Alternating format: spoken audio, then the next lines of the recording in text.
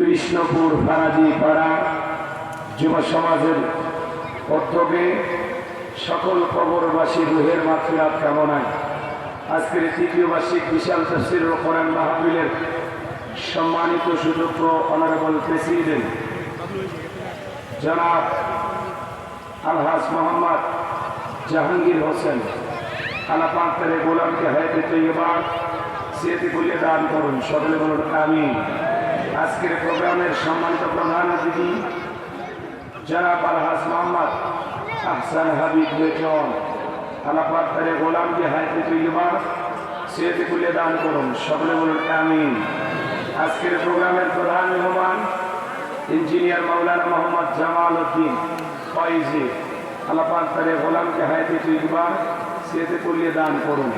আজকের প্রোগ্রামের বিশেষ অতিথিবৃন্দ, আমন্ত্রিত অতিথিবৃন্দ, অনেকের নাম রয়েছে, সকলের নাম বলা সম্ভব নয়। সকলের জন্য দোয়া করে পড়ছি, আল্লাহ পাক সকলের সম্মানকে বৃদ্ধি করুন, জোরে বলুন আমিন। আমার পূর্বে কথা বলে ধন্য করেছেন আজকের প্রোগ্রামের বিশেষ আকর্ষণ হাফেজ মাওলানা ফিরোজ আহমেদ সিদ্দিকী, আল্লাহ পাক প্রিয় ভাইয়ের কণ্ঠবিহীনের জন্য, ইসলামের জন্য, কোরআনের খেদমতের জন্য কবুল করুন, সকলে বলুন আমিন। আমার পূর্বে আলোচনায় ধন্য করেছেন কিছুক্ষণ পূর্বে যিনি কথা বলে আপনাদেরকে মাতিয়েছেন, আজকের প্রোগ্রামের প্রধান তাফসীর কারক শ্রোতাভাজন বড় ভাই, আজ থেকে বেশ কয়েক বছর আগে আমাদের রংপুর বদরগঞ্জে একসাথে মাহফিল করে হেঁটে হেঁটে আমরা রংপুর পর্যন্ত আসছিলাম। বহু স্মৃতি জীবনে আছে, একসাথে দেখা হয় কম কিন্তু মহাব্বতটা অনেক গভীর। কয়েকদিন আগে চাঁপাইনবাবগঞ্জে 2 দিনব্যাপী মাহফিল, ভাই আগের দিনে কথা বলেছেন, আমি পরের দিন। আজকে ভাবে হঠাৎ করে দেখা হবে আমি কল্পনাও করি নাই। কথা বলে ধন্য করেছেন রংপুর জেলার কৃতি সন্তান, বিশিষ্ট ইসলামী চিন্তাবিদ, মুফাসসির কোরআন আলহাজ হযরত মাওলানা মোহাম্মদ জুলফিকার আলী আনসারী সাহেব দামাত বারাকাতুহু আলিয়া। আল্লাহ পাক প্রিয় ভাইয়ের কণ্ঠ সারা বিশ্বের জন্য কবুল করুন, সকলে বলুন আমিন। তিনি যেভাবে কথা বলেন, যেহেতু আমাদের উত্তরবঙ্গের মানুষ, আমার মনে হয় যত সময় ধরে আলোচনা শুনেছি, তিনি যেভাবে বোঝানোর চেষ্টা করেছেন, যে সহজ ভাষায় কথাগুলো উপস্থাপন করেছেন, আপনারা বুঝতে পারছেন তো ইনশাআল্লাহ? সেই কথাগুলো আমল করবেন তো ইনশাআল্লাহ? ভাই হলো প্রধান তাফসীর কারক, আমি হলাম প্রধান বক্তা। কথা কি বুঝতে পারতেছেন? সময় খুবই কম, আমাকে আসরের পরে দিতে চাইছিল। আমি বললাম ভাই আসরের পরে যে কয় মিনিট পাইতেছেন, আগে দিল এক কয় মিনিট, এখন আপনাদের ইচ্ছা। তো বলতেছে ঠিক আছে হুজুর, আপনি একটু 4:30 পর্যন্ত চালায় নেবেন, তাহলে আমরা খুশি হব ইনশাআল্লাহ। আসলে দিনের বেলায় আমার ভাই যদি ওয়াজ করতেন আসর পর্যন্ত যথেষ্ট। আমারে নিয়ে আসছেন বোনাস হিসেবে, মানে আমারে আনলেও চলে, না আনলেও চলে। কথা কি বুঝতে পারতেছেন? তারপরে যেহেতু নিয়ে আসছেন সময় কম, আমি ভূমিকা না দিয়ে ডাইরেক্ট আলোচনা করতে চাই। আপনাদের কষ্ট আছে ভাই? তাহলে জবান সে একটু সবাই মহাপ্রতি চিৎকার মেরে বলুন আলহামদুলিল্লাহ। নবীজির প্রতি দরুদ সালাম সকলেই করুন সাল্লাল্লাহু আলাইহি ওয়াসাল্লাম। কোনো ভূমিকা দেওয়া যাবে না, এই জন্য কথা সংক্ষিপ্ত করে বলতে চাই। আমার ভাইরা, এর আগে আমরা যখন কোরআনের মাহফিলে কথা বলার জন্য যাইতাম, আমাদেরকে বলা হতো হুজুর এইটা বলবেন না, ওইটা বলবেন না, এইটা বলা যাবে না, ওইটা বলা যাবে না। এখন কি আর ওই বুদ্ধিজীবীরা আছে? টর্চ লাইট মারের চেহারা খুঁজে পাওয়া যাচ্ছে না। কথা বলে ঠিক না? এই জন্য মনে রাখবেন, জালেমদের শেষ পরিণতি হলো পরাজয়, আর মাজলুমদের শেষ পরিণতি হলো বিজয়। কথা বলে ঠিক না? যারা জুলুম করেছিল আজকে তারা পরাজিত, আর আমরা মাজলুম ছিলাম, আল্লাহ আমাদেরকে বিজয় দিয়েছেন। কথা বলে ঠিক না? সম্মানিত ভাইরা আমার, মনে রাখবেন, যুগে যুগে নবী রাসূলের দাওয়াতি কাজ করেছেন, তাদের দাওয়াতি কাজও কাফের বেঈমানরা বাধার প্রাচীর তৈরি করে দিয়েছেন। এরপরে আল্লাহর পয়গম্বররা ছোট বাধার প্রাচীরকে ভেঙে আল্লাহর জমিনে আল্লাহর প্রতি মানুষকে দাওয়াত দিয়েছেন। কথা বলে ঠিক কিনা? আপনারা আমার প্রিয় নবী কালেমার দাওয়াত দিকে কোরআনের প্রচার করতে গিয়ে মার খেয়েছেন, রক্ত ঝরিয়েছেন, দাঁত মোবারক শহীদ হয়ে গেছেন। সাহাবায়ে কেরাম দ্বীনকে প্রতিষ্ঠিত করতে গিয়ে মার খেয়েছেন, রক্ত ঝরিয়েছেন, জীবন দিয়েছেন। বাংলার মুসলমান 1971 সালে এদেশের মাটির জন্য, এদেশের স্বাধীনতার জন্য আপনার আবার পূর্বপুরুষেরা যদি জীবন দিতে পারেন, রক্ত দিতে পারেন। 2024 সালে 2000-এরও বেশি মানুষ স্বৈরাচার জালেমকে বিদায় করে দেওয়ার জন্য যদি জীবন দিতে পারেন, রক্ত দিতে পারেন, প্রয়োজন যদি হয় আল্লাহর জমিনে আল্লাহ দিনকে প্রতিষ্ঠিত করতে গিয়ে, কর্মের সমাজ ক্যাম্প করতে গিয়ে নবীদের মতো সাহাবায়ে কেরামদের মতো বুকের তাজা রক্ত দিতে হয় কোরআনের জন্য, দ্বীনের জন্য, ইসলামের জন্য, কোরআনের সমাজ ক্যাম্প করার জন্য। তারা তারা বুকের তাজা রক্ত দিতে রাজি, তুই হাত তুলে আল্লাহকে দেখা।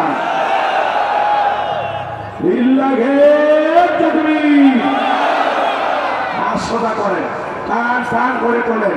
আমি কি হাত নামাতে বলেছি? হাত নামাতে বলেছি? আর সোজা করেন। মাঝে মাঝে হাত দেখা দেখা যায়। 2 হাত সোজা করার শক্তি, আপনি পুরুষ মানুষ, 2-3 ভিটামিন ক্যালসিয়াম মাঝে মাঝে কিনে খাবেন, একেবারে দুর্বল হলে চলতে পারবে না। সোজা করেন, সোজা করেন। একটা সাথে আওয়াজ দিবেন, এত জোরে তাকবীর দিবেন, জীবনে কোনোদিন এত চিৎকার মেরে আল্লাহকে ডাকবেন না। চিৎকার মেরে বলে লিল্লাহি তাকবীর, আর একটু আওয়াজ করে লিল্লাহি তাকবীর। হাত নামাবেন, হাত তুলে রাখেন।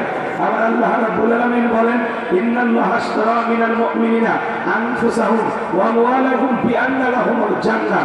সূরা তাওবার 111 নম্বর আয়াতে আল্লাহ রাব্বুল আলামিন জানিয়ে দিয়েছেন, নিশ্চয়ই মুমিন বান্দাদের জান মাল আমি আল্লাহ ক্রয় করে নিয়েছি, বিনিময়ে দেব জান্নাত। বলুন সুবহানাল্লাহ। তাহলে বলেন তো বাজান, আপনার আমার জীবনের মালিক কে? এই কুড়িগ্রামের যুবকেরা ভালো করে বলো তো, এই জীবনের মালিক কে? প্রেম করবে না, প্রেমিকাকে পার্কে নিয়ে যাক, চাইলো কিবা এ জীবন তোমার, তুমি শুধু আমার, বলে হাইব্রিড যুবক। এই জীবনের মালিক কে? আপনার আমার সম্পদের মালিক কে? আল্লাহ দেয়া জীবন, আল্লাহ দেয়া সম্পদ, আল্লাহর পথে খরচ করতে রাজি আছেন তো মুসলমান? রাজি আছেন তো ইনশাআল্লাহ? হাত নামান, শুধু ডান হাত তুলে রাখেন, শুধু ডান হাত। আল্লাহ রাব্বুল আলামিন বলেন ইল্লা সাহাবাল ইয়ামিন ফি জান্নাতি ইয়াতাসাআলুন। ডানপন্থী যারা জান্নাতের বাগানে থাকবে, তারা ডানপন্থী যারা আল্লাহর প্রিয়, তারা বলুন আল্লাহু আকবার। কোনো কথা হবে না। কিছুক্ষণ আগে বললেন হুজুর জীবন দিতে রাজি, রক্ত দিতে রাজি। আপাতত জীবন রক্ত দুইটা কোনোটা দিতে হবে না। ডান হাতটা পকেটের ভিতর ঢুকে দিয়া যে যা পারেন যতটুকু পারেন এটা শুরু করার মাহফিলের জন্য প্রাণ ভরে দান করবেন। সোজা ডান হাত পকেটে দেন, আমিও দিচ্ছি দেন। সবাই পকেটে হাত দেন, সবাই পকেটে হাত দেন। ছেলে পেলে যারা আছেন ব্যাগ নিয়ে, রোমান নিয়ে, চাদর নিয়ে, যার কাছে যা আছে তাই নিয়ে মাঠে নামো, খেলা হবে, খেলা হবে। ছেলে পেলে যাচ্ছে, সবাই দেন, সবাই পকেটে হাত দেন, সবাই পকেটে হাত দেন, আমিও দিচ্ছি দেন। সবাই পকেটে হাত দেন, সবাই পকেটে হাত দেন। মৃত ব্যক্তিদের রুহের মাগফিরাত কেমন, আজকের তাফসীরের উপরের মাহফিল, সবাই পকেটে হাত দেন। আমিও দিলাম, আপনারাও দেন। আল্লাহ সবাইকে যাওয়ার তৌফিক দান করুন। জোরে বলুন আমি, আরেকটু জোরে বলুন আমি। সবাই পকেটে হাত দেন। 10, 20, 50, 200, 100, 500, 2000, 5000, 10,000, 1 লাখ, 2 লাখ, যে যা পারেন আল্লাহর রাস্তায় পকেটে হাত দিয়ে প্রাণ ভরে টাকা দান করেন। খবরদার কেউ যেন আমার বিড়ি ম্যাচ দিই না। 2014 সালে ওয়াজ করতে গেছিলাম রংপুর কারাগঞ্জ, ওই জায়গায় কালেকশন চলতেছিল। একজন ব্যাগের ভিতরে দিয়েছিল 2 প্যাকেট বিড়ি, দিয়ে লেখা দিচ্ছে 1 প্যাকেট মাহফিল কমিটির, আর 1 প্যাকেট বক্তা। কত বড় দুষ্ট চিন্তা করেন, এরকম দুষ্টমি করা যাবে না। সবাই প্রাণ ভরে দান করবেন। মহিলা পেলে লোকজন পাঠালেন। আমার মা বোনদের বসে স্যার মা, আমি জানি কুড়িগ্রাম জেলার মা বোনদের হাতের রান্না যেমন ভালো, মনটা তার সাথে বেশি ভালো। আল্লাহ আমার মা বোনদেরকে বেশি করে দান করা তৌফিক দান করুন। জোরে বলুন আমি। যাদের মন আয়েশা ফাতেমা খাদিজার মতো নরম, অবশ্যই মা বোনেরা দান করবে ইনশাআল্লাহ। লোকজন পাঠায় দেন। মা বোনেরা আপনাদের মাঝে চলে গেছে চাদর, বোরকার পকেট থেকে করে দেন হালকা করে একটু আদর। আল্লাহ মা বোনকে দান করা তৌফিক দান করে। জোরে বলুন আমি। ভাই আমার হাতে 500 টাকা, 1000 টাকা, 2, 4, 5, 10 হাজার এলাকার গণ্যমান্য ব্যক্তিবর্গ, প্রধান অতিথি, সভাপতি যারা আছেন তারা দেখবেন। সময় কম, মানে আলোচনা চলে যাবে। সব দায়িত্ব আমার দিয়ে রাখছেন। সুলফিকার ভাই সেই কালেকশন করে দেবেন। কি করছি ওনার দিলে সেই ভালো কালেকশন করতে পারে না। মেহরবানি করে সবাই যান, সবাই যান, সবাই কম তারা দেখবেন। 2-1 মিনিটের মধ্যে আমার আলোচনা চলে যাবে, কষ্ট দেওয়া যাবে। খুব দ্রুত গতিতে আমার হাতে দেন। ভাই আমার হাতে 500 টাকা, 1000 টাকা, 2, 4, 5, 10 হাজার দেওয়ার মধ্যে কেউ নাই। দেন না বাজার, পকেটে হাত দেন, পকেটে হাত দেন, সবাই দেন। একটু জিকির করেন লা ইলাহা, জোরে লা ইলাহা।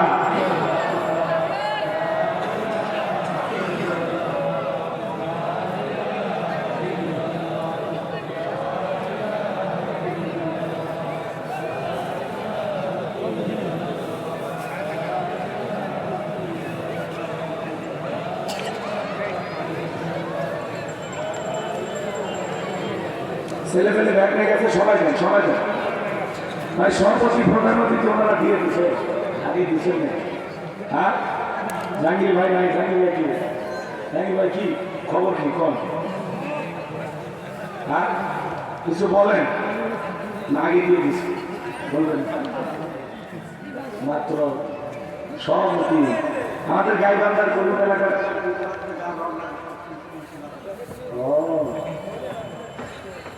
আলহামদুলিল্লাহ, 2 তলা যত রড লাগে সব দিয়ে আপনি তো কি করেন?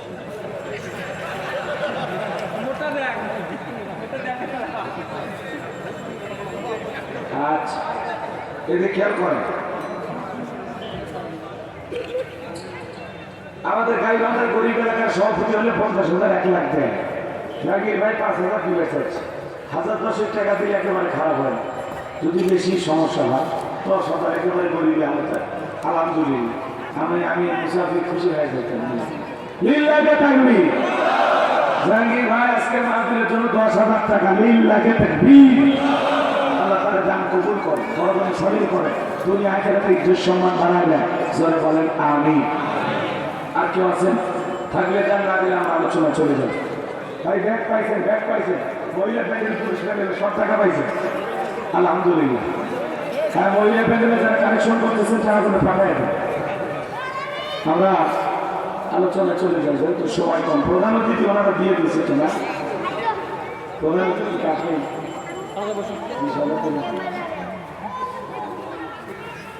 প্যান্ডেলের যে খরচ বা যা লাগে 1 লাখ দিলেন, যা খরচ লাগে আমি একাই দিলাম, ওটা আলাদা দিচ্ছেন। আলাদা বিষয় আছে কি নাম ভাই? আছেন হবে দুজন ভাই না?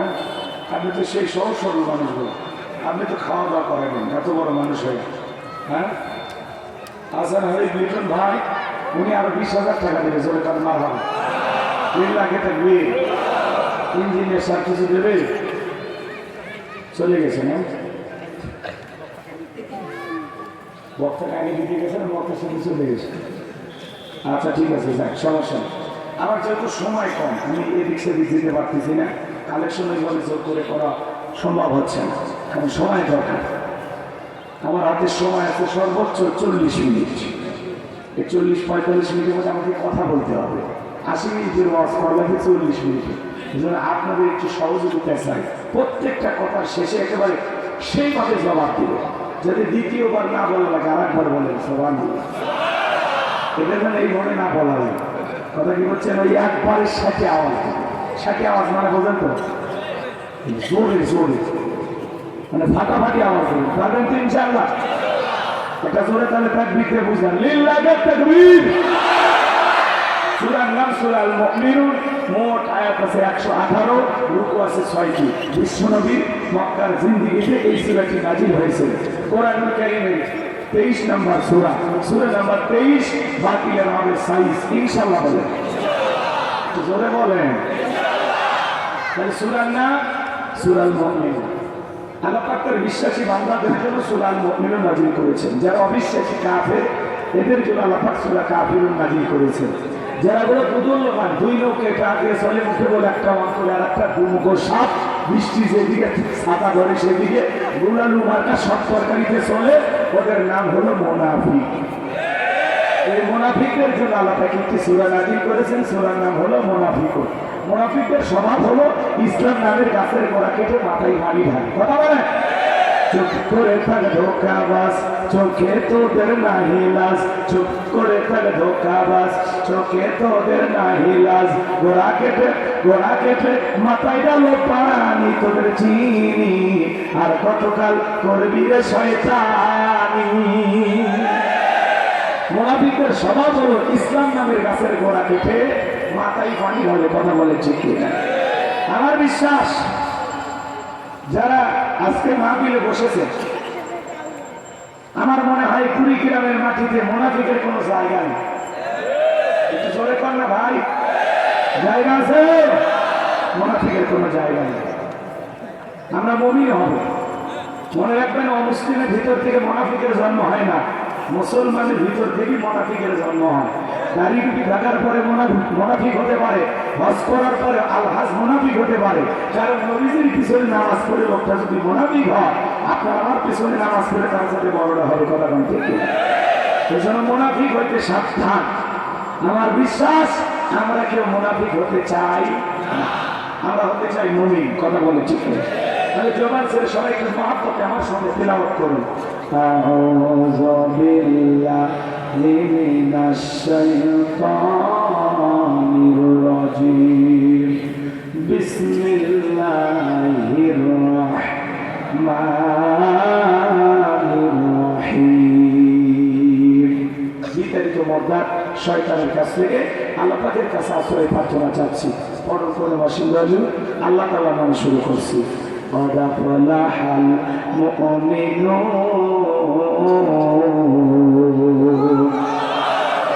যে কোন আয়াত বা সূরা তাফসীর করতে হলে কোন প্রেক্ষাপটে কোন সময় আল্লাহ তাআলা সেই সূরাটি বা আয়াতটি নাযিল করেছেন, সেই নাযিলের প্রেক্ষাপট জানা দরকার আছে না? আরবিতে বলা হয় শানে নজুল। যদি শানে নজুল আলোচনা করা হয় তাহলে তাফসীর বুঝতে সহজ হয়। চিৎকার মেরে বলুন আল্লাহু আকবার। তাহলে সূরা মুমিনুনের নাযিলের প্রেক্ষাপট জানা দরকার আছে না? নাযিলের শানে নজুল জানা দরকার আছে না? না, লম্বা করবো না, সংক্ষিপ্ত করে বলে দিয়েছি। আমার ভাইয়েরা, নবীর প্রিয় সাহাবী হযরত ওমর ফারুক বলেন, আমি মৌমাছির গুনগুন আওয়াজ শুনলাম। ডানে তাকায় মৌমাছি নাই, বামে তাকায় মৌমাছি নাই। নবীজির চেহারা মোবারকের দিকে তাকায় দেখি নবীজি ফিসফিস করে কি যেন তেলাওয়াত করতেছেন। হযরত ওমর ফারুক বলেন, আমার বোঝার বাকি রইল না, আসমান থেকে নবীজির উপরে কোরআনুল কারীম নাযিল হচ্ছে, আর বিশ্ব নবী কোরআনুল কারীম রিসিভ করতে ব্যস্ত। বলুন সুবহানাল্লাহ। মৌমাছির গুনগুন আওয়াজ হলে কোরআনুল কারীম নাযিল হয়। দপ্তরি ছুটির ঘন্টায় বাড়ি মারে টনটন আওয়াজ হলে কোরআনুল কারীম নাযিল হয়। নবীজি যখন ঘোড়ার উপরে থাকতেন ওই সময় যদি কোরআনুল কারীম নাযিল হইতো, ওহির ভারে ঘোড়ার পা গুলো বালুর ভিতরে ডেবে যেত। বলেন আল্লাহু আকবার। তাহলে কোরআনুল কারীমের একটা আলাদা ওয়েট, আলাদা একটা ওজন আছে না? না, আত্মিক পদ্ধতিতে নবীদের উপরে কোরআনুল কারীম নাযিল হইতো। ওইগুলো বলতে গেলে অনেক সময় লাগবে, ওইদিকে আমরা যাব না। সংক্ষিপ্ত কথা, দীর্ঘ 23 বছরে নবীজির উপরে কোরআনুল কারীম নাযিল হয়েছে। এমন মুসলমান 40-50 বছর বয়স হয়ে গেছে, আল্লাহর কোরআনটা কোনোদিন খুলেও দেখে নাই। এরকম কপাল পড়া মুসলমানও আছে না? এ ভাই জোরে বলেন আছে না? নাই।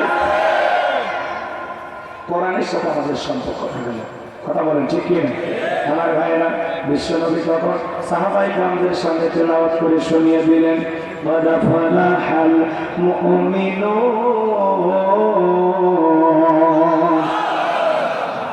আমার নবী ডেকে বলেন, আমার সাহাবীরা শোনো, এই মাত্র আসমান থেকে জিবরাইল এসে আমার উপরে সূরা মুমিনুনের 10টি আয়াত কারিমা নাযিল করে জানা দিয়ে গেলেন, নবী গো, এই 10টি আয়াতের ভিতরে আল্লাহ রাব্বুল আলামিন তার আদরের মুমিন বান্দাদের জন্য 7টি কোয়ালিটি নিয়ে আলোচনা করেছেন, 7টি গুণাবলী নিয়ে আলোচনা করেছেন। কোন মুমিন যদি এই 7টি গুণে গুণান্বিত হতে পারে, 7টি গুণ দিয়ে তার জীবনটাকে সাজাইতে পারেন, আমার আল্লাহ রাব্বুল আলামিন বলেন, উলাইকা হুমুল ওয়ারিসুন।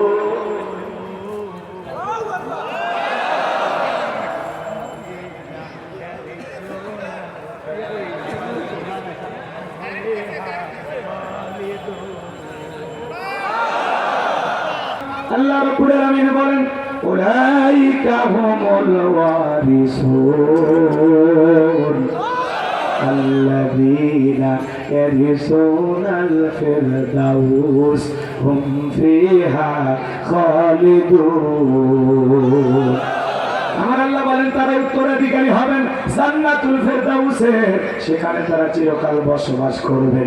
আমার আল্লাহ কোনোদিন তাদেরকে জান্নাত থেকে বের করে দেবেন না। চিৎকার মেরে বলুন সুবহানাল্লাহ।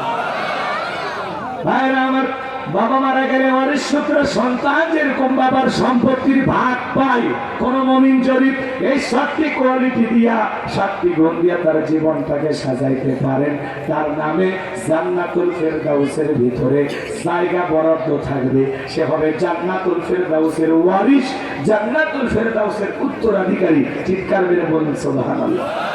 কারা কারা জান্নাতে যেতে চান? দুইটা হাত তুলে আল্লাহকে দেখা। আল্লাহ আমাদের সবাইকে জান্নাতুল ফেরদাউসের ওয়ারিশ হিসেবে কবুল করুন। জোরে বলেন আমিন। আরেকটু জোরে বলেন আমিন। ওয়ারিস মানে বোঝেন তো, এই 7টা গুণাবলী আমল করতে পারলে, 7টা গুণ দিয়ে নিজের জীবনটাকে সাজাইতে পারলে জান্নাতুল ফেরদাউসের উত্তরাধিকারী আল্লাহ বানায় দিবে।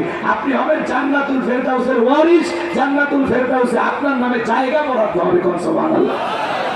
এই 7টা গুণাবলী জানা দরকার আছে না নাই? যত দ্রুত সম্ভব আমি বলে দিচ্ছি। আমার ভাইয়েরা, বিশ্বনবী তখন সাহাবায়ে কিরামদের সামনে তিলাওয়াত করে শুনিয়ে দিলেন। আমার আল্লাহ রাব্বুল আলামিন বলেন, ক্বাদ ফালাহাল মুমিনুন। আমার আল্লাহ দিকে বলেন অবশ্যই মুমিনেরা সফল, অলরেডি মুমিনেরা সফল। সফল হয়েছে তারা ঈমান এনেছে যারা। আল্লাহু আকবার। আমরা মনে করি ক্ষমতা থাকলে সফল, টাকা থাকলে সফল, যশ খ্যাতি থাকলে সফল না। আল্লাহর কাছে এগুলো সফলতার মাপকাঠি না। আল্লাহর কাছে সফল হতে পারবে তারা ঈমান আনবে যারা। ঈমানদারেরা দুনিয়াতেও সফল, আখিরাতেও সফল। কথা বলে ঠিক কি না? আর বেঈমানেরা ক্ষমতার মাপবাড়িতে দুনিয়াতে সফল হতে পারে, মরার পরে সবগুলো বেঈমানকে পিটাইয়া জাহান্নামে দেবেন তিনি কি? বর্তমান পৃথিবীর সবচেয়ে ক্ষমতাধর ব্যক্তি নাম হলো ডোনাল্ড ট্রাম্প। বলে তো বাজা, আপনাদের এলাকার একজন সবজি বিক্রেতা কুড়িগ্রাম শহরে তরি তরকারি বিক্রি করে। লোকটা যদি ইমানদার হয়, আজান দেওয়ার পরে মসজিদে গিয়ে যদি আল্লাহকে সিজদা দেয়, পৃথিবীর বড় নেতা জো বাইডেনের চেয়ে ওই সবজি বিক্রেতার দাম কম না বেশি? তার মানে কি বুঝলেন? ইমান আছে যার, দাম আছে তার। যার ইমান নাই তার দাম আল্লাহর কাছে নাই। ওই বেঈমানেরা আজকে যারা তাম পৃথিবীতে মুসলমানের রক্ত নিয়ে খেলা করতেছে, ইসলামকে দুনিয়ার জমিন থেকে মুছে ফেলতে চায়। মনে রাখবেন, নমরুদ, ফিরাউন, আবু জেহেল এরা যেমন চেষ্টা করেছিল, আজও পৃথিবীর জমিনে ইসলাম বিরোধী অপশক্তি আর চেষ্টা করতেছে। কিন্তু মনে রাখবেন, নমরুদ, ফিরাউনের পরিণতি যেমন হয়েছে, আজকে যারা মুসলমানের গায়ে হাত দিয়েছে, ইসলামকে মুছে ফেলতে চায়, ওই জালেমদের পরিণতি নমরুদ, ফিরাউনের চাইতে ভয়ঙ্কর হবে। কথা বলে দেখে না, জুলুম কখনো চিরস্থায়ী হতে পারে না। কথা বলেন। বাংলাদেশেও দেখলেন 16 বছর জুলুমের শিকার আপনারা হয়েছেন। যারা জুলুম করেছিল আজকে তারা পরাজিত, ক্ষমতার চেয়ে ছেড়ে পাশের দেশে পালিয়ে গেছে। কথা কোন ঠিক না? পালিয়ে যায় কি? আমাদেরকে শান্তিতে রাখছে না, নানামুখী ষড়যন্ত্র চলতেছে। উনি চট করে ঢুকতে চায়, ঢুকতে নিতে বের হলেন কেন? কি দরকার ছিল বের হওয়া? ঈশ্বর চাচাকে বলা হয় স্বৈরাচার শাসক। হ্যাঁ, ঈশ্বর চাচা ক্ষমতার থেকে পদত্যাগ করে জেলে গেছে, দেশ ছাড়েনি। বাপের বেটা। দেশনেত্রী বেগম খালেদা জিয়া জেল খাটছে, অসুস্থ হয়ে দেশে পড়ে আছে, দেশ ছাড়েনি। বাপের বেটি। আর আপনারা বলেন আমরা পালাবো না। কই, পালিয়েই তো দিলেন। কথা কন। তার মানে আপনাদের জবানের কথার কোনো দাম নাই। বড় বড় কথা বলতেন 41 সাল পর্যন্ত, কিন্তু ভাগ্যের 24 সালে কি আছে হিসাব জানেন না। আমরা চাইছিলাম ম্যাডাম খালি পদত্যাগ করে। আল্লাহ বলে কিসের পদত্যাগ? এরা যে অন্যায় অপরাধ করেছে, শুধু পদত্যাগ না, আমি আল্লাহ এদেরকে দেশ ত্যাগ করতে বাধ্য করবো। কথা বলে ঠিক। ইন্না বাতশা রাব্বিকা লাশাদীদ। আল্লাহর পাকড়াও বড় কঠিন। আল্লাহ ধরে ধরে না, যেদিন ধরবে মামু বাড়ি দিল্লি গিয়ে পড়বে। কথা ঠিক না? তাই হয়েছে। যাদেরকে বলা হয় পাকিস্তানের রাজাকার, তারা কি পাকিস্তানে যায়নি, কিন্তু যাদেরকে ভারতের দালাল বলা হয়, ওরা ঠিকই ভারতে ঢুকছে। এটাই বাস্তবতা। রাগ করতেছেন? উনি তো আসলে প্রধানমন্ত্রী ছিলেন না, উনি ছিলেন ভারতের কর্মচারী। ভারত যেভাবে ঘুরাইতো উনি সেইভাবেই ঘুরতেন, ভারত যা বলতো উনি তাই শুনতেন। উনি ছিল ভারতের ভক্ত, আর আমাদের কেড়ে নিছে হাজার মানুষের রক্ত। রাগ করেন? মাঝে মাঝে উনি আসতে চায়, আমরা বলবো আপনি আসেন, এই দেশ আপনার বাবার, এই দেশ আপনার স্বামী, আপনি আসেন। এই দেশের 18 কোটি মানুষের 36 কোটি চোখ তাকায় আছে, আপনি আসেন। কথা কন। বুবু আইবা, তুমি আইবা গো, সেই দিন আইসা বুবু ক্ষমতা পাইবা না। খোঁজ নাই বুবু কাদের কাকার, অবস্থা খারাপ দরবেশ বাবার, হাউন আঙ্কেল এখন সামনে আসে না। নেতা কর্মী সব জেলের ভিতর, আমি আসি ডরের ওপর, কখন জানি আসে গ্রেপ্তারি পরোয়ানা। বুবু আইবা, তুমি আইবা গো, সেই দিন আইসা বুবু ক্ষমতা পাইবা না। ক্ষমতার চেয়ার থেকে নামা সহজ, কিন্তু ওই চেয়ারে ওঠা কঠিন। কথা বল কিরা? আর আমরা আগামীতে আর যাই হোক কোন নারীকে এই দেশের প্রধানমন্ত্রী বানাবো না। আগামীতে বাংলাদেশের পুরুষ প্রধানমন্ত্রী কারা কারা তার হাত তুলে দেখা নারীদের দেখার দিন শেষ। আগামীতে পুরুষের বাংলাদেশ। নারীদেরকে প্রধানমন্ত্রী বানানো যাবে না। ওদের রাগ বেশি, জেদ বেশি। দেখেন না, বাড়িতেই ঝগড়া লাগে স্বামীর সাথে, হাড়ি বাড়ি ভেঙে ফেলে দেয়, স্বামী তুলে আসার মারে। ওদের বুদ্ধি কম। হ্যাঁ, আর নারীরা যদি একবার শান্তির জায়গা পায়, ওরা জীবন যাবে, তার জায়গা থাকবে না। আর ওরা যদি নিজে শান্তিতে না থাকতে পারে, পুরো দেশে আগুন লাগায় দেবে। আমিও ভালো নাই, তোদের কেউ ভালো রাখবো। বিধবা নারীর মনে সবসময় অশান্তি থাকে। কথা না গেল?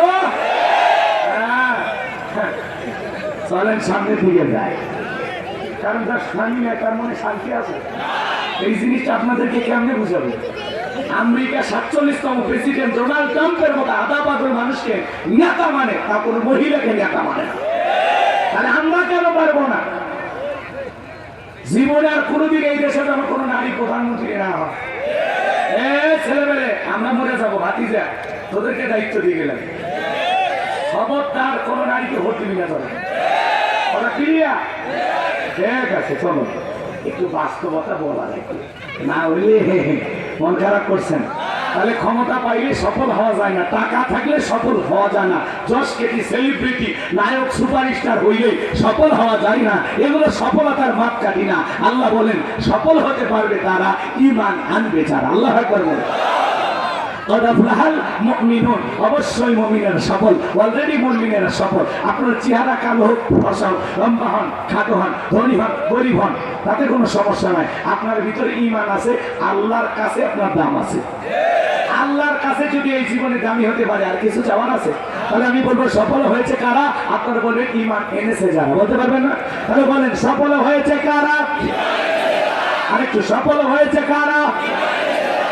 এবার ছোট্ট একটা প্রশ্ন, একজন অমুসলিম জহরের নামাজের পূর্বে ঈমান গ্রহণ করেছে, ওই ব্যক্তির উপরে জহরের সালাত আদায় করা ফরজ। মাশাআল্লাহ, জ্ঞানী মানুষ আপনারা, আপনাদেরকে বুঝাইতে ভালো লাগতেছে। এটি খেয়াল করেন, ঈমান আনার পরে মুমিন জীবনের সবচাইতে গুরুত্বপূর্ণ ইবাদতের নাম হলো সালাত। আল্লাহ যখন মুমিনদের 7টি বৈশিষ্ট্য, 7টি গুণাবলী নিয়ে আলোচনা শুরু করলেন, 1 নাম্বার সালাত দিয়ে শুরু করেছে। যুবক যারা আছো নিরাশ হয়ে না, 4 নাম্বার গুণাবলীতে তোমাদের ওয়াজ আছে। সময় যেহেতু কম, আমি আর কথা বাড়াতে চাচ্ছি না, ডাইরেক্ট আলোচনা শুরু। মুমিন বাবার 1 নাম্বার গুণাবলী, আমার আল্লাহ রাব্বুল আলামিন বলেন আল্লাযীনা হুম ফি সালাতিহিম খাশিউন। আমার আল্লাহ রাব্বুল আলামিন বলেন মুমিন বান্দার 1 নাম্বার গুণাবলী, যারা নিজেদের সালাত বিনয়ের সহিত, নম্রতার সহিত, আল্লাহর ভয় নিয়ে আদায় করে। আপনি আমি যখন সালাত আদায় করব, অন্তরে ভয় থাকতে হবে কার? ইয়া আইয়ুহাল্লাযীনা আমানু তাকুল্লাহ, হে ঈমানদারগণ আমি আল্লাহকে ভয় করো, হাক্কা তুকাতিহি, ভয় করার মতো ভয় করো।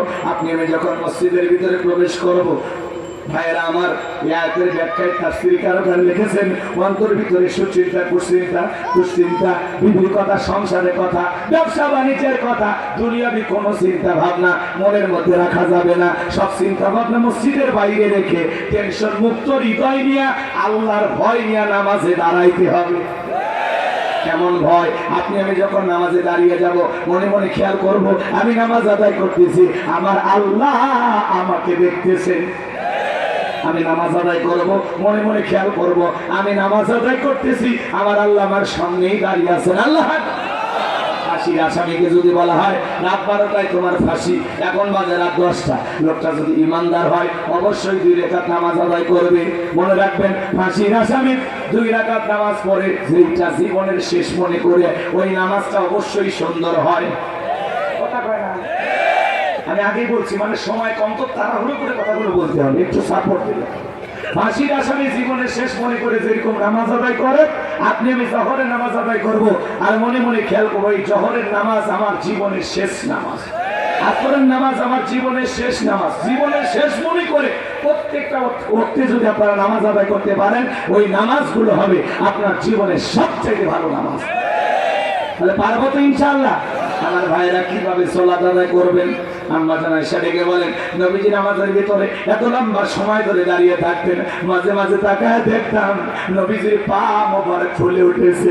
আম্মা জান আয়েশা ডেকে বলেন, নবীজি এত লম্বা সময় ধরে রুকু করতেন, সিজদা করতেন, মাঝে মাঝে মনে হয় নবীজি আর কোনোদিন সিজদা থেকে মাথা উঠাবেন না। চিৎকার মেরে বলুন সুবহানাল্লাহ। লম্বা সময় দাঁড়িয়ে থাকতেন নামাজে মুহাম্মদ রাসূলুল্লাহ সাল্লাল্লাহু, লম্বা সময় রুকু থাকতেন, লম্বা সময় সিজদায় থাকতেন। তাহলে নবীর উম্মত হিসেবে লম্বা সময় রুকু সিজদা করা দরকার আছে না? সাহাবায়ে কেরাম 2 রাকাত নামাজ পড়ছে 2 ঘন্টা ধরে, আর আমরা এমনও সাহাবী আছে 2 রাকাত নামাজ পড়ছে সারা রাত ধরে। সুবহানাল্লাহ কোন? আর আপনি আমি 2 রাকাত নামাজ 2 মিনিটে শেষ, 4 রাকাত 4 মিনিটে শেষ। জোহরের 4 রাকাত সুন্নাত, ইমাম আর মুসল্লি একসাথে নিয়ত করে দিয়েছে, ইমামের 2 রাকাত হওয়ার আগে মুসল্লি 4 রাকাত শেষ। হুজুর জিজ্ঞাসা করছে, চাচা আমি আমার 2 রাকাত হয় না, আপনার 4 রাকাত। বলে হুজুর আপনাদের চর্চা কম। এরকম আছে না? নাই বাবাজিরা আমার, এরকম করলে হবে না, নামাজ পড়তে হবে ধীর ভাবে। নবীজির সাহাবীরা মরুভূমিতে নামাজে দাঁড়িয়ে যেতেন, ওই মরুভূমির পাখিগুলো খেজুর গাছ মনে করে সাহাবায়ে কেরামদের কাঁধের উপরে মাথার উপরে বসে থাকতো। নবীজির সাহাবীরা সালাতে এত মনোযোগ, কাঁধে পাখি বইরা থাকে তারপরে টের পাইতো না। চিৎকার মেরে বলুন সুবহানাল্লাহ। হযরতে তালহা সালাত আদায় করতেছিলেন, জঙ্গল থেকে সাপ এসে ছেলেটা খেলা করতেছিল, পেছিয়ে ধরেছেন, স্ত্রী মানুষজনকে ডাকলেন, ছেলেটাকে বিপদ মুক্ত করলেন। হযরতে তালহা জিজ্ঞাসা করে, বিবি রে আমি নামাজ পড়তেছি আর নামাজ শেষে দেখি বাড়িতে এত লোকজন, ব্যাপারটা কি? দেখে বলে, স্বামী আপনি যখন নামাজে দাঁড়িয়ে গেছেন, ছেলেটা খেলা করতেছিল, জঙ্গল থেকে সাপ এসে সন্তানটাকে পেছিয়ে ধরেছিল, আমি মানুষজনকে ডাকলাম, ছেলেটাকে বিপদ মুক্ত করলাম, এত ঘটনা আপনার চোখের সামনে ঘটে গেল, স্বামী আপনি কি কিছুই বলতে পারেন না? হযরতে তালহা দেখে বলেন, বিবি রে নামাজের মধ্যে মন যদি এদিক সেদিক চলে যায়, তাহলে নামাজ তো আর নামাজ থাকে না।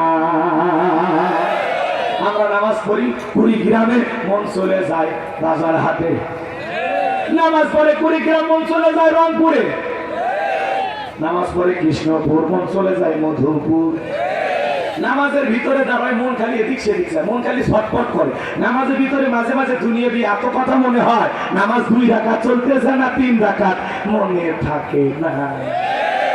নামাজের ভিতরে মাঝে মাঝে দুনিয়াবি এত কথা মনে হয়, সিজদা 2টা দিলাম না একটা হইল, নামাজের ভিতরে ব্রেক করে চিন্তা করা লাগে, কথা বলে ঠিক কি না? এ বলে আমাদের নামাজের অবস্থা। এই জন্য ভাইরা আমার, বিনয়ের সহিত নম্রতার সহিত আল্লাহর ভয় নিয়ে, আল্লাহকে ভয় করে চলা পালাই। কথা বলে এই নামাজের ওয়াজ যদি করে 2-3 ঘন্টা শেষ হবে না। এমনও মুরব্বী আছে তাড়াহুড়ো করে, এত তাড়াহুড়ো করে উজু করছে, ভাই এক ঠ্যাং না ধুয়ে মসজিদে ঢুকছে, মসজিদ পিছলে চাচা একদিক লঙ্গি একদিক, তাও বলে আল্লাহ আকবার, মানে বলে চাচা আগে লঙ্গি ঠিক করেন, কয় না আগে জামা ধরি। এরকম মুসল্লি আছে না? না, এত তাড়াহুড়ো করে নামাজ আদায় করে। কেউ কেউ দেখবেন নামাজে দাঁড়ায়, শোনেন আল্লাহ তাআলা কি বলেন, আল্লাযীনা হুম ফি সালাতিহিম খাশিউন, যারা নিজেদের সালাত বিনয়ের সহিত নম্রতার সহিত আল্লাহর ভয় নিয়ে খুশু খুশু ভাব নিয়ে। একটা প্রধানমন্ত্রী বা সরকারের সামনে যদি আপনি দাঁড়ান, কেমনে দাঁড়াবেন? বলেন বলেন বলেন, কি ওনার সামনে দাঁড়ায় গাড়ি চুলকেবেন, লাফালাফি করবেন, বদল বাজাবেন, কি করবেন? নম্রতা এবং ভদ্রতার সহিত দাঁড়াবেন, যাতে চুল পরিমাণে বেয়াদবি না হয়। একটা সরকার, প্রধানমন্ত্রী, এমপি, শ্রদ্ধাভাজন ব্যক্তির সামনে যতটা ভদ্রতা নিয়ে দাঁড়াবেন, তার চাইতে কোটি কোটি গুণ বেশি নম্রতা এবং ভদ্রতার সহিত বিনয়ের সহিত আল্লাহ রাব্বুল আলামিনকে সিজদা দেওয়ার সময় নামাজে দাঁড়িয়ে যেতে হবে। আপনি নামাজে দাঁড়িয়েছেন কেন? তুমি ঠিক করেন, লুঙ্গি খুলে গেছে, লুঙ্গি ঠিক করতেছেন, আপনার লুঙ্গি এত খোলে রশি লাগাবে। আপনি নামাজে দাঁড়ায় এদিক ওদিক টাকা, নামাজে কোনো মনোযোগী না, মানে নামাজ বলে খেলতাম আসা, এক কথা না কেন? নামাজ পড়তে পড়তে ফোন রিসিভ করে বলে, হ্যালো আমি নামাজে আছি, পরে কথা হবে। কি ডিজিটাল মুসল্লি! এই যদি আমাদের সালাত, এই নামাজ হবে? জোরে বলেন হবে? হবে না। ফাওয়াইলুল লিল মুসাল্লিন আল্লাযীনা হুম আন সালাতিহিম সাহুন। হতভাগা সেই সমস্ত নামাজি, দুর্ভাগা কপাল করা সেই সমস্ত নামাজি যারা লোক দেখানোর জন্য সালাত আদায় করে। সালাত আদায় করতে হবে আল্লাহকে রাজি খুশি করার জন্য, কথা বলেন ঠিক না? قل إن صلاتي ونسكي ومحياي ومماتي لله رب العالمين সূরা আনাম আয়াত নাম্বার 162 আল্লাহ রাব্বুল আলামিন জানিয়ে দিলেন নবীজি আপনি বলুন আমার নামাজ আমার কুরবানি আমার জীবন আমার মরণ লিল্লাহি রাব্বিল আলামিন আসমান জমিনের প্রতিপালকের জন্য তাহলে মুমিন জীবনের সব ইবাদত হবে আল্লাহ তাআলাকে রাজি খুশি করার জন্য তাহলে বিনয়ের সহিত নম্রতার সহিত আল্লাহর ভয় নিয়া ধৈর্য সহকারে আল্লাহর কোন কোন বান্দা পাঁচ ওয়াক্ত সালাত আদায় করবেন দুইটা হাত তুলে দেখা আল্লাহ আমাদের সবাইকে পাঁচ ওয়াক্ত নামাজি বানায় দেন জোরে বলেন আমি কি হাত তুলে কি পাইকারি ওয়াদা করলেন নাকি নামাজ পড়বেন খালি তাহলে হাত তুলেন হাত নামান সময় কম নামাজ নেওয়ার কথা বলতে পারতেছি না কষ্ট হচ্ছে আপনাদের এবার মুমিন বান্দার 2 নাম্বার গুণাবলী আল্লাযীনা হুম আনিল লাগবি মুরিদুন মুমিন বান্দার 2 নাম্বার গুণাবলী মারাত্মক কথাবার্তা বলা যাবে না এক জায়গায় বসে 2-3 ঘন্টা গল্প করে চায়ের কাপে ঝড় তোলে কয় মুখ খারাপ তো মুখ খারাপ এ ভালো না সে ভালো না মনে হয় গীবত কমিটির সভাপতি সেক্রেটারি বসে গেছে এরকম মানুষ আছে না নাই খালি মুখটা ফটর ফটর ফটর ফটর এই বেটা এত কথা কেন বলো তুমি কি ভুলে গেছো তোমার জবানের প্রত্যেকটা কথার হিসাব একদিন আল্লাহর কাছে দিতে হবে মায়াল ফিজু বিন কাউলিন ইল্লা লাদাইহি রাকিবুন আতীদ বান্দা এমন কোন কথা বলে না যে কথা রেকর্ড করার জন্য ফেরেশতারা নাই আপনার জবানের প্রত্যেকটা কথার অডিও ভিডিও আল্লাহর কাছে আছে চা খাচ্ছেন চুপচাপ থাকেন অমুক খারাপ তমুক খারাপ এ খারাপ ও খারাপ এ করছে ও করছে এ বেটা মানুষের সমালোচনা কেন করিস কেন ওখানে কথা বলেন কি মুখ বন্ধ থাকে না হ্যাঁ চায়ের কাপে ঝড় করছে অমুকের বউ এটা করছে অমুকের মেয়েটা করছে অমুক এটা করছে আর বেটা নিজের সরকার করে নিজের দিকে আঙ্গুল দে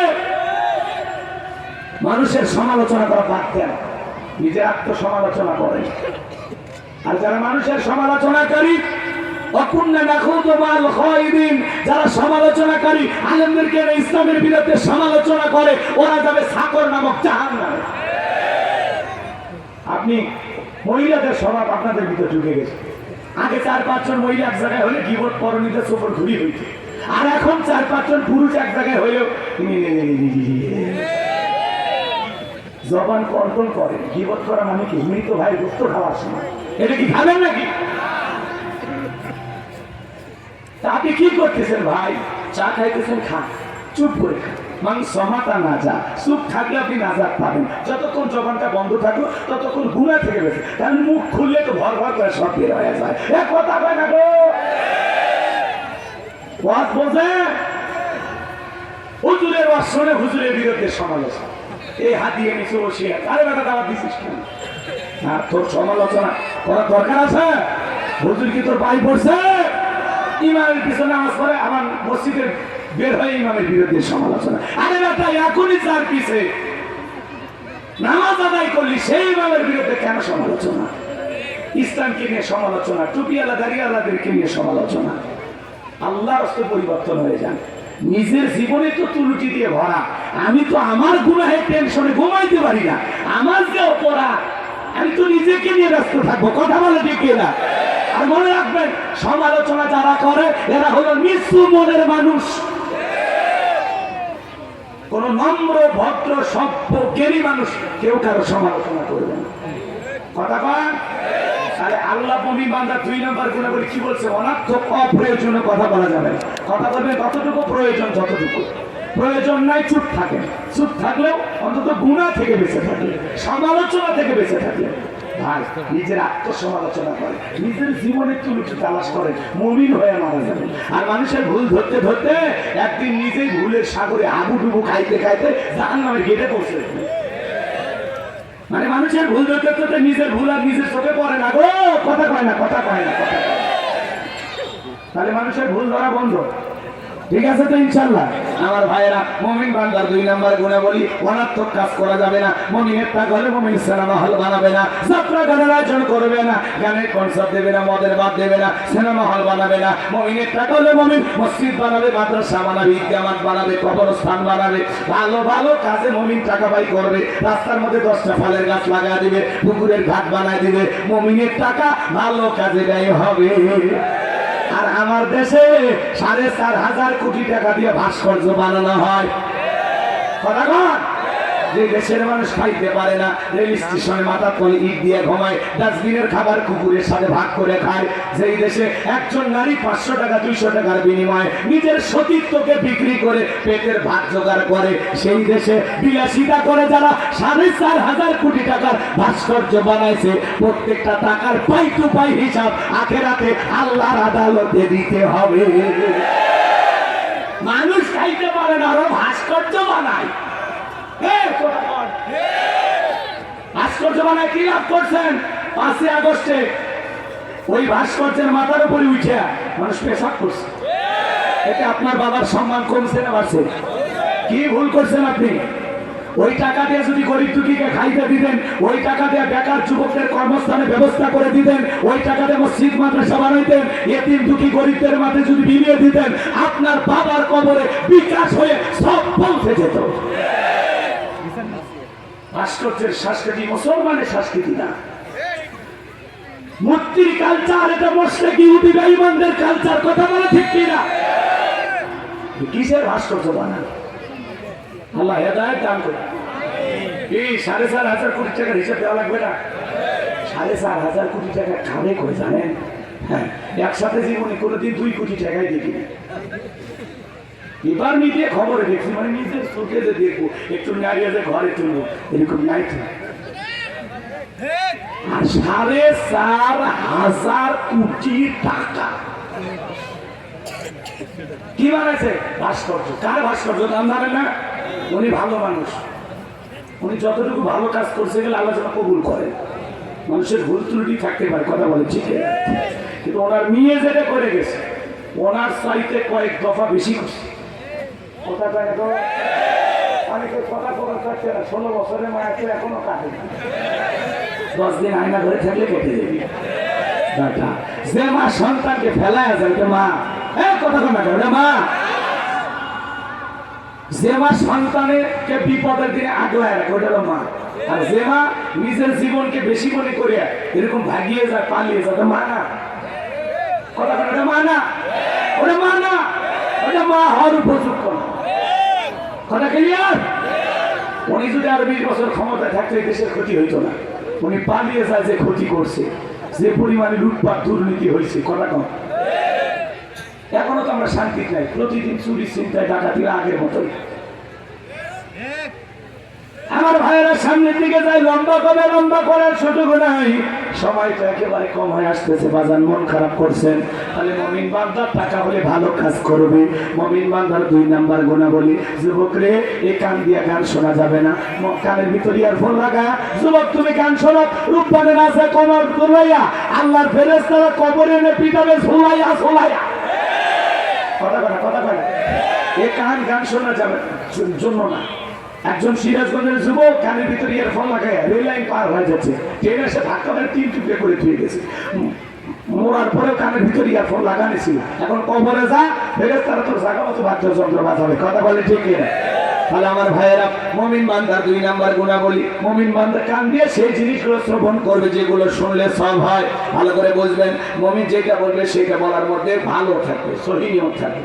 আমি জবান দিয়ে সে কথা বলবো যে কথা বললে সব হয়। আমি সমাজে সেই কাজ চালু করব যেই কাজ চালু করলে সব হয়। আমি সেই জিনিসগুলো শ্রবণ করব যেইটা শুনলে সব হয়। এক কথায় সব আছে যেখানে, জোরে বলেন, সব আছে যেখানে, গুনাহ আছে যেখানে, সকল গুনাহ থেকে আল্লাহ বেঁচে থাকার তৌফিক দান করুন। জোরে বলুন না। এবার 3 নাম্বার গুণাবলী, ওয়াল্লাযীনা হুম লিস-সাকাতি ফাইলুন। এই যে যুবক, 3-এর পরিচয় তোমাদের ওয়াজ, 5 মিনিট হলে তোমাদের জন্য বরাদ্দ আছে। কষ্ট হচ্ছে, কষ্ট হচ্ছে। তাহলে 3 নাম্বার গুণাবলী ওয়াল্লাযীনা হুম লিয-যাকাতি ফাঈলুন। আল্লাহ বলেন মুমিন বান্দার 3 নাম্বার গুণাবলী, যারা সক্রিয়ভাবে হিসাব করে করে কয় লাখ টাকার কয় হাজার টাকা যাকাত আসবে, কয় কোটি টাকার কয় লাখ টাকা যাকাত আসবে, হিসাব করে করে প্রত্যেক বছর আল্লাহর ভয়ে যারা যাকাত দেয়, এটা হলো মুমিন বান্দার 3 নাম্বার গুণাবলী। সক্রিয়ভাবে হিসাব করে করে প্রত্যেক বছর আপনাকে একদিন যাকাত দিতে হবে। কার ভয়ে? যাকাত দেওয়া নফল না ফরজ? আরেকটু বলে কোন? নামাজ আদায় করা যেমন ফরজ, যাকাত দেওয়া তেমনি ফরজ। যাকাত আসছে দারিদ্রতা বিমোচন করার জন্য, যাকাত আসছে অভাব মুক্ত সমাজ রাষ্ট্র দেশ গড়ার জন্য, যাকাত আসছে রাস্তার পারে গাছতলা এই পারে গাছতলা তার ব্যবধানকে দূর করার জন্য, যাকাত আসছে সমাজে পড়ে থাকা সমস্ত মানুষের মুখে হাসি ফোটানোর জন্য। আল্লাহু আকবার। কিন্তু এদিকে খেয়াল করেন, বাংলাদেশের অর্থনীতি যাকাত ভিত্তিক না সুদ ভিত্তিক? সুদ ভিত্তিক অর্থনীতি। হারাম না হারাম? এই হারাম অর্থনীতি দিয়া পশ্চিম কালেও বাংলাদেশকে কেউ দারিদ্র মুক্ত করতে পারবে না। কথা বলেন? বাংলাদেশকে যদি আপনারা দারিদ্র মুক্ত করতে চান তাহলে যাকাত ভিত্তিক অর্থনীতি চালু করা লাগবে। আর যাকাত ভিত্তিক অর্থনীতি চালু করে একটা যাকাত মন্ত্রণালয় চালু করা লাগবে। এই যাকাত মন্ত্রণালয়ের দায়িত্ব এদেশের বিজ্ঞ ইসলামিক স্কলার দিনের দায়ী আলেমদের কাঁধে দেওয়া লাগবে। ওই গুমসুর ডালসোর বিকাশের টাকা আছে ওদেরকে দেওয়া যাবে না। যারা দেশের টাকা বিদেশে পাচার করে কোটি কোটি টাকা দুর্নীতি করে ওদেরকে দেওয়া যাবে না। আছে আছে বড় বড় এমপি মন্ত্রী কত কথা বলতে ওরা আছে। মন্ত্রীরা সব কোথায় গেল, এমপিরা সব কোথায় গেল, কোথায় কাদের কাকা, ওদের সারা দেশটা এখন লাগে ফাঁকা ফাঁকা। পালাবো না পালাবো না পালাবো না যায় না তাদের দেখা, ওদের সারা দেশটা বড় লাগে ফাঁকা ফাঁকা। আইন মন্ত্রী আটকে গেল আইনেরই ফাঁকে, দাড়ি সারা করবে সারে ভণ্ড ভণ্ড লাগে। শুনেছি ভাই কত নেতা নেত্রী খাইতেছে ভাই ডান্ডা, বিচারপতি কালামানিকের ফাটিয়েছে নাকি আন্ডা। আমার খবর না, মিডিয়ার খবর। এই বিচারপতি শামসুদ্দিন মানিক আল্লামা সাইদি হুজুরকে মৃত্যুদণ্ডের রায় দিয়েছিল। এই বিচারপতি শামসুদ্দিন মানিক বিচারকের নাম ছিল বিগত সরকারের 5 গোলাম। এ ধরনের বিচার দুনিয়াতে হওয়া দরকার আছে না? আমি ওই দিকে যাবো না, কষ্ট হচ্ছে আপনাদের। আমার ভাইয়েরা তাহলে একটা যাকাত মন্ত্রণালয় চালু করে আলেমদের কাছে দায়িত্ব দেওয়া লাগবে। আলেমেরা কি করবে? সমস্ত ধনীদের তালিকা করবে। ধনী মানুষ বলেন ব্যাংকে কত, বইয়ের অ্যাকাউন্টে কত, গোপন সিন্ধুকে কত। আপনার যাকাত আছে 2,75,72,500 টাকা। ধনী যাকাত দেবে না, যাকাত আদায় করা হবে। উনি ধনী মানুষ যাকাত আছে 1 কোটি টাকা, কোনো মতে 5-10 লাখ টাকা যাকাত দিয়ে নিজের 90 লাখ টাকা যাকাত নিজেই মেরে খায়। উনি ধনী মানুষ যাকাত আছে 10 লাখ টাকা, 2-3 লাখ টাকা দিয়া নিজের 6 লাখ টাকা যাকাত নিজেই মেরে খায়। এদেশের অধিকাংশ ধনী হিসাব করে যাকাত দেয় না। যদি দিত বাংলাদেশ অনেক আগেই দারিদ্র মুক্ত হয়েছে। আর যাকাত মানে শাড়ি লঙ্গি না, কথা কয় না। এমন লঙ্গি দেয় 200 টাকা লিটার লঙ্গি, পরে থাকলে ওর জান্নাত জাহান্নাম সব দেখা যায়। কথা কন ঠিক কিনা? এমন অবস্থা ভাই, 300 টাকা দামে শাড়ি দেয়, ধুয়ে দিলে শাড়ি না মশারি খুঁজে পাওয়া যায় না। ওদের পোস্টারে কারণ আমার শেষে লিটন দেখলাম, আমার ভুল বুঝলেন না। এটা প্রত্যেক জায়গায় এই কথাই কই আমি, লিটনের কথাই কই, ঠিক আছে? ভুল বুঝবেন না। রাগ করতেছেন আপনার? বিরক্ত হয়েছেন? রাগ করতেছেন? ওই শাড়ি ধুয়ে দিলে শাড়ি না মশারি খুঁজে পাওয়া যায়। এই বড় লোক এই শাড়ি তোর বউরে পরাবি, এই শাড়ি তোর মেয়েরে পরাবি। কথা কন ঠিক কিনা? যাকাত মানে শাড়ি লঙ্গি না, দিলে মান সম্পূর্ণ কাপড় দেওয়া লাগবে। হযরত ওমর ফারুক দেখে বলেন যাকাতের অর্থ তোমার এমন ভাবে দাও যাতে ওই ব্যক্তি যাকাতের জন্য আর কারো দুয়ারে হাত না পাতে। এই ছেলেরা বেকার বসে আছে, যাকাতের 1-1.5 লাখ টাকা দিয়া কুড়িগ্রাম বাজারে ওর একটা দোকান ধরায়। আল্লাহ যদি চায় 5-7 বছর ব্যবসা করে ও নিজেও যাকাত দেয়। এই ছেলেরা বেকার বসে আছে, ওরে যাকাতের 1-1.5 লাখ টাকা দিয়ে অটো ভ্যান রিক্সা কিনে দেন, একটা ঘরবড়ি কিনে দেন, দেখবেন ওটা চালানোর ভাগ্য পরিবর্তন হয়ে যায়। একটা বিধবা নিয়ে এসে শাড়ি দিয়ে কিনা সিলাই মেশিন দেন, 2টা ছাগলের বাচ্চা কিনে দেন, 2টা গাভী গরু কিনে দেন, এগুলো লালন পালন করে ভাগ্যের চাকে ঘুরাবে। যাকাতের টাকা দিয়ে মানুষের কর্মস্থানের ব্যবস্থা করা লাগবে। ডাকতে বলে ভাই বিকাশ, এই যে তোমার যাকাতের 1-1.5 লাখ টাকা দিলাম, এটাতে কিছু একটা করো, খবরদার কারো কাছে ভিক্ষা করো না, আর কারো কাছে হাত পেতো না, এটাতে নিজের জীবনে কিছু একটা করো। যাকাতের টাকা দিয়ে মানুষের কর্মস্থানের ব্যবস্থা করা হবে। এই দেশে জরিপ করা হয়েছে 10 বছর যদি বাংলাদেশের সমস্ত ধনীদের কাছ থেকে যাকাত আদায় করা হয়, আর যাকাতের যে 8টা খাত আছে এটা আলেমেরা বুঝবে, জাহেলেরা বুঝবে না। কথা বল। আলেমেরা ওই 8টা খাত অনুযায়ী সঠিক পদ্ধতিতে যাকাত যদি বন্টন করে, 10 বছর পরে বাংলাদেশে একজন গরিব যাকাত নেওয়ার জন্য খুঁজে পাওয়া যাবে না। চিৎকার মেরে বলুন সুবহানাল্লাহ। তাহলে এরকম সমাজ যদি কায়েম করতে চান, তাহলে কাকে কোথায় নিয়ে যাওয়া লাগবে কি বলবো, ওটা আপনার বুঝে নেওয়া লাগবে। আমি কি বলছি, আমাদের উপর থেকে নিষেধ করা হয়েছে, খবরটা কোনো কিছু বলার দরকার নেই, ওয়াজের মতো হবে। কথাকে বোঝা গেছে? আমরা ডাইরেক্ট নাম বলবো কেন? এই সমাজে চুরি, দুর্নীতি, খুন, ধর্ষণ, টেন্ডারবাজি, চাঁদাবাজি যদি বন্ধ করতে চান, সত্যি যদি ইসলামদের শান্তি ধর্মদের যদি বুঝতে চান, তাহলে কোরআনের পার্লামেন্ট কায়েম করা লাগবে। কথা বলে ঠিক কিনা? আল্লাহর কোরআনকে এই দেশের সংবিধান বানাইতে হবে, তাহলেই শান্তি, তাহলেই মুক্তি। কথা বলে ঠিক কিনা? যতদিন পর্যন্ত আল্লাহর আইন দিয়া বাংলাদেশ পরিচালনা না হবে, ততদিন পর্যন্ত এই দেশে খুন ধর্ষণ বন্ধ হবে। শান্তির সমাজ নির্মাণ করতে হলে আল্লাহর কোরআনকে পার্লামেন্টে পাঠাইতে হবে। সৎ যোগ্য ভালো মানুষকে সমাজের নেতা বানাইতে হবে। যে মসজিদে ইমামতি করার যোগ্যতা রাখে সেই হবে সমাজের ইমাম। কথা বলে ঠিক না? কথা ক্লিয়ার? বুঝছেন না? সৎ মানুষ দরকার গো, আর দুর্নীতি দেখতে মনে চাই না। আমার ভাইয়েরা চলুন সামনের দিকে যাই। যে কথা বলতে চাচ্ছিলাম বাজার, 2টা মিনিট হয়তো বা সময় পাবো কিনা জানি না। আল্লাহ নবী মুসা আলাইহিস সালাম কারণকে যা বলে, কারণ যাকাত দিতে হবে। কারণ ডেকে বলে আমি যাকাত দিব না। আল্লাহর পয়গম্বর নবী মুসা বলে, কারণ রে যাকাত না দিলে যাকাত আদায় করা হবে। ধনী যাকাত দিতেছে না, যাকাত আদায় করা হবে। দিবি না মানে এটা কি তোরটা দিতেছিস আল্লাহর হক, আল্লাহর বিধান অনুযায়ী যেটা প্রাপ্য সেটা দিয়ে। যেই হকটা পাবো আমরা বুঝে দিই। কথা কোন ঠিক কি না?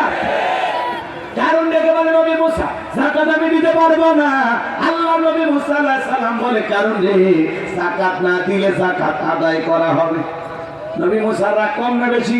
যে নবী রেখে গেল মাথার চুল ভেদ করে চুল খাড়া হয়ে যায়। আল্লাহর সেই পয়গম্বরের চোখে মুখে রাগ দেখা কারণ ডেকে বলে, ঠিক আছে আমি যাকাত দিতে রাজি আছি, আমার একটু সময় দেন, পরে আমি জানাবো। আল্লাহ নবী মুসা আলাইহিস সালাম বলে, ঠিক আছে। এই কথা বলে নবী মুসা চলে গেলেন। কারণ এইবার হিসাব নিকাশে বসে গেল। এই কারণকে আল্লাহ পাক এত সম্পদ দিয়েছিল, 70টা উট লাগতো চাবি বহন করতে। চাবি যদি এত হয় তালা কত, আর তালা যদি এত হয় সিন্ধুকে মাল কত, ছোট মাথায় ধরবে না। এইবার কারণ হিসাব নিকাশ করে দেখে কয়েক হাজার কর্মচারী দিয়া সারাদিন সারা রাত যদি যাকাতের টাকা দেওয়া হয়, এরপরে টাকা দিয়ে শেষ হবে না। এমনি তো কৃপণ, পায়ে স্যান্ডেল জানি না ক্ষয় যাবে বলে, গায়ে জামা পরে না ছিঁড়ে যাবে বলে, সেই কৃপণ কি এত টাকা যাকাত দিতে পারে না? এলাকার একটা 2 নাম্বার মহিলা ছিল, নাম হলো সবদা। এই সবদা নামের পতিতার কাছে যা বলে, সবদা রে তোরা 2 বস্তা টাকা দেবো, অ্যাডভান্স হিসেবে আজকে 1 বস্তা টাকা দিলাম, আর আগামীকালকে সাক্ষী দেওয়ার পরে আর 1 বস্তা টাকা দিব। বিনিময়ে আল্লাহ নবী মুসা আলাইহিস সালাম ভরা মজলিসে দাঁড়ায় যখন আল্লাহর পরে মানুষকে দাওয়াত দেবে, ওই ভরা মজলিসে দাঁড়ায় একবার শুধু বলবি, মুসা নবী দিনের বেলা ওয়াজ করে আর রাতের বেলা আমি সবদার সাথে রাত কাটাই। বাস এতটুকু কথা বললেই যথেষ্ট, বাকি যা করার আমি করব। পরের দিন সকালে বেলা আল্লাহ নবী মুসা আলাইহিস সালাম হাজার হাজার জনতার সামনে আল্লাহর পথে দাওয়াত দিতেছেন, আল্লাহর পথে আহ্বান করতেছেন। ওই ভরা মজলিসে নবী মুসা আলাইহিস সালামের আলোচনা শোনার পরে সবদার পাশা নিদয় কইলা চোখ দিয়া পানি ঝরতেছে। কারণ ইশারাতে বলে তাড়াতাড়ি তারা বলেন আর একটু শুনি। 2জন লোক কথা দিয়ে ওই 2জন লোক যা বলে, 1 বস্তা টাকা দিয়ে 4 বস্তা টাকা রেডি আছে, সাক্ষীটা দিয়ে টাকার বস্তা নিয়ে চলে যা, বলে আর একটু শুনি। বলে শুনতে দেওয়া যাবে না। 2জন 2 হাত জোর করে আয়া ধইরা সবটাকে ভরা মজলিসে দাঁড় করা দিল। যখন কারণ লাভ মেরে দাঁড়ায় বলে, মুসা রে ওয়াজ বন্ধ কর। টাকা দেখ 2 নাম্বার মহিলা দাঁড়াইছে। মহিলাটা 2 নাম্বার না 1 নাম্বার? মুসা নবী কি জানে? রতনে রতন ছেলে বলেন না, কথা কয় রাগ করতেছেন মনে হয় আপনারা। আজও দেখবেন আলেম ওলামা যখন সুদের কথা বলে, ঘুষের কথা বলে, জিহাদের কথা বলে, একামতে দ্বীনের কথা বলে, আল্লাহর জমিনে আল্লাহর দ্বীনকে বিজয় করতে হবে এই কথা বলে, ডাইরেক্ট এক শ্রেণীর মানুষ বলে হুজুর আপনার ওয়াজ লাইন ছাড়া, ওয়াজ বন্ধ করেন, হুজুরের ওয়াজ লাইন ছাড়া না, তোমার জীবন লাইন ছাড়া, আর তুমি একটা তার সেরা কোরআনের মাহফিলে কথা বলতে বাধা দেবে যারা, আবু জেহেলের অনুসারী তারা। বাংলার জমিনে বাণিজ্য মেলার নামে রাত 12টার পরে লত্তগির গায়ে একটা সুতার কাপড় থাকে না, ওখানে 100 ফুট জারি করা হয় না। যারা কোরআনের মাহফিলে ওয়াজ মাহফিলে 100 ফুট জারি করে, হুজুরদের কথা আলেমদের কথা বন্ধ করে দেয় যারা, আমার মনে হয় এদের জন্ম মুসলমানের ঘরে হতে পারে না। এদের রক্ত পরীক্ষা করে দেখলে আবু জেহেলের সাথে মিলে যাবে।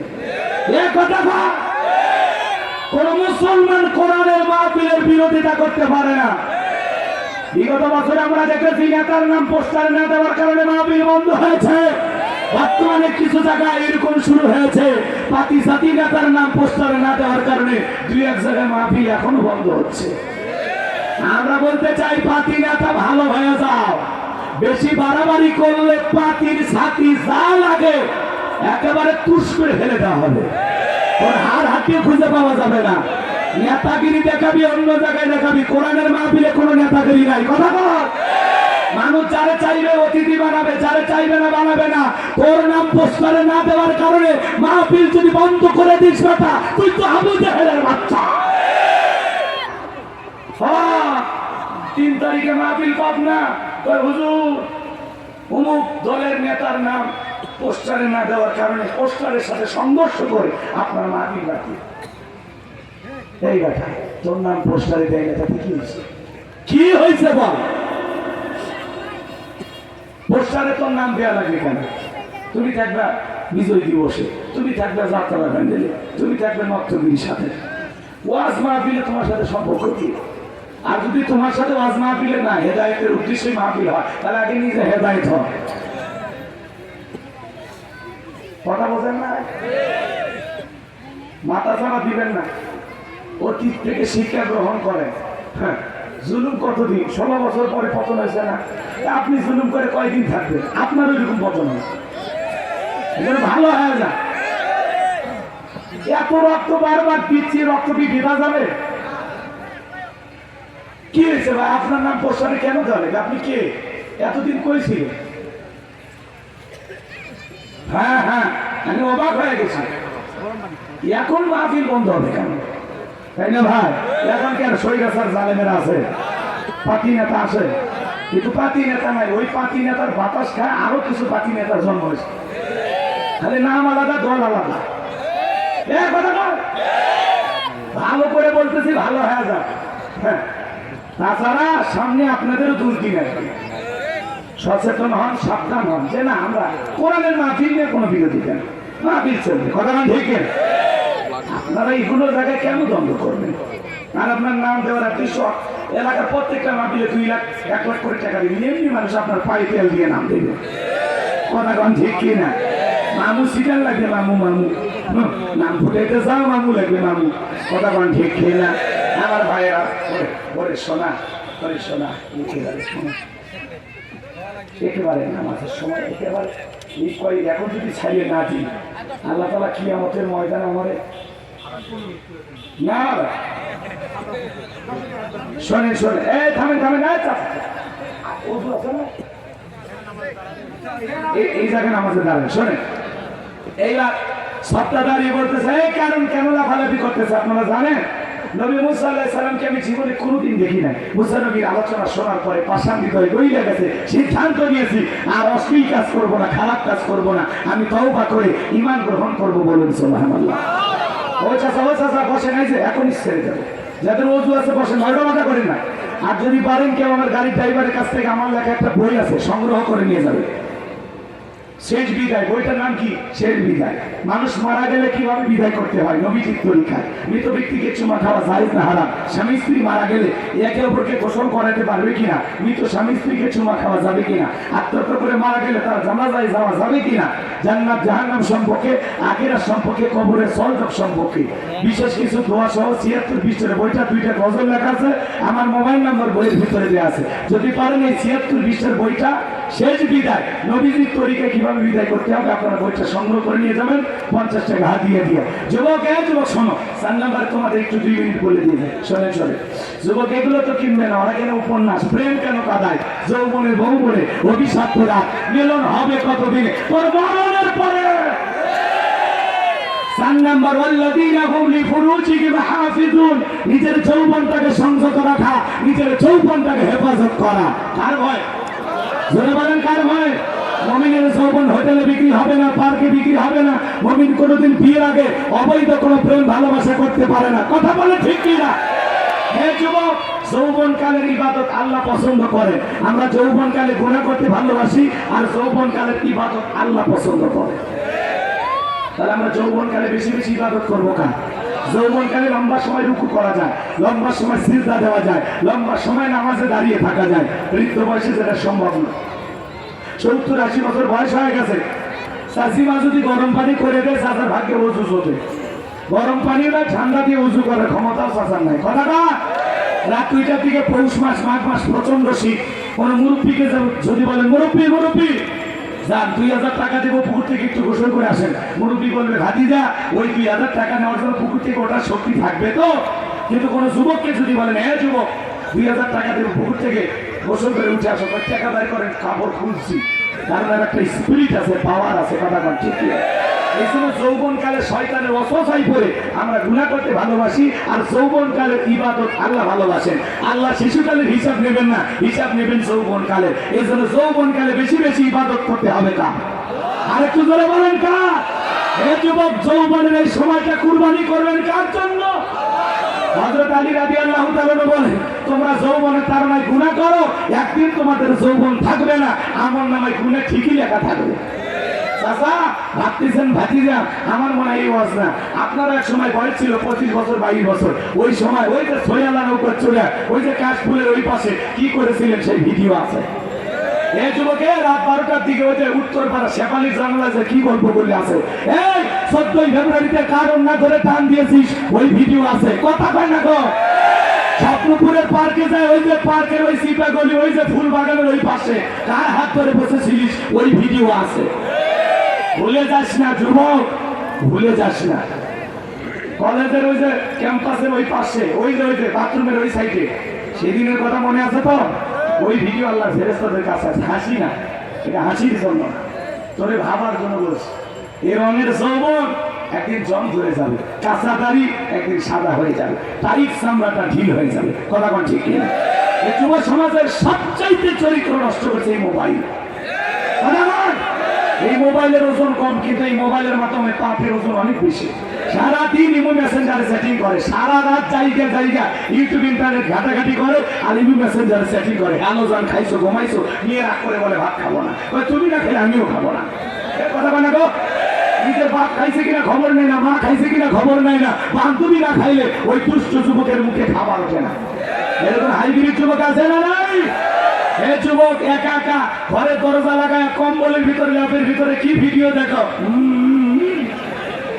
কথা কয় না? ওই সময় আল্লাহর ফেরেশতারা লিখে রাখছে। কথা বল ঠিক কি না? তাহলে যুব সমাজকে শোনেন, বিয়ের আগে কোন সন্তানকে মোবাইল কিনে দেবেন না। অভিভাবক যারা আছেন খবরদার, বিয়ের আগে সন্তানকে টাচ মোবাইল কিনে দেবেন না, দিলে বাটোমালা। নাম্বার গুণাবলী হলো আমানত রক্ষা করা, 6 নাম্বার ওয়াদা প্রতিশ্রুতি রক্ষা করা, 7 নাম্বার যত্ন সহকারে সালাত আদায় করা। 1 নাম্বার সালাত, 7 নাম্বার সালাত। তাহলে সালাতের গুরুত্ব কম না বেশি? আপনার পরিবারের 4 জন সদস্য সবাইকে নিয়ে নামাজ পড়বে। যাই হোক যুবকেরা, আর গান গজল হইল না, পরে দেখা হবে ইনশাল্লাহ বেঁচে থাকলে। আসলে সময় না থাকলে হয় না। যতটুকু আলোচনা হয়েছে বক্তা শ্রোতা সবাইকে আমল করা তৌফিক দান করেন।